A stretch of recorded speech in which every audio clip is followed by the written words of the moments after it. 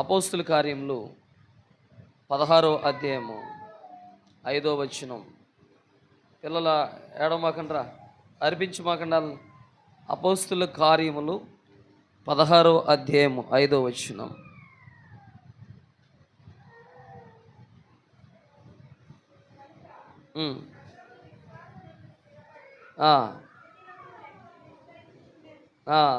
ఒకటి, సంఘము దేని యందు స్థిరపడింది. 6వ అధ్యాయం 7వ వచనం. అపోస్తుల కార్యం 6:7. దేవుని వాక్యము ప్రబలమై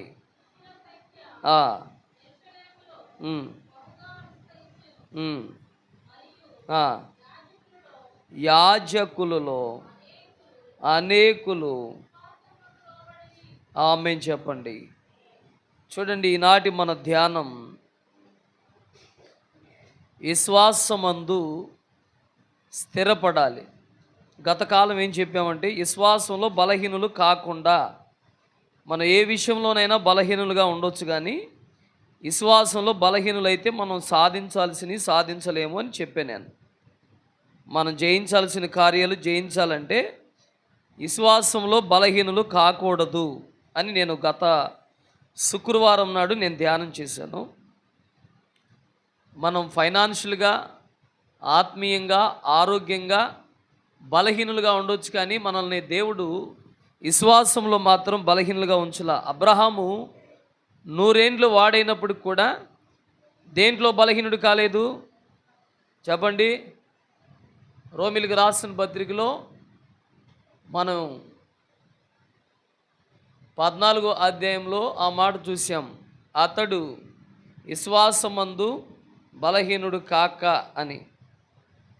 4:16, 14:4,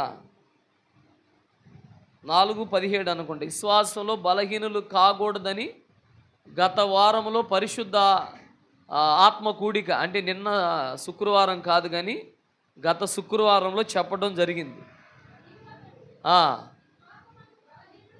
అదిగోండి, విశ్వాసమందు బలహీనుడు మాత్రం కాలేదంట. 100 సంవత్సరాలు వయసు కలిగిన వాడై కూడా శరీరం ఏమాత్రం ఉపయోగపడనప్పటికీ కూడా శారా గర్భద్వారాలన్నీ మూయబడినప్పటికీ కూడా ఆలోచన అయితే చేశాడు. కానీ చూడండి, అవిశ్వాసంగా వలన దేవుని యొక్క వాగ్దానం వల్ల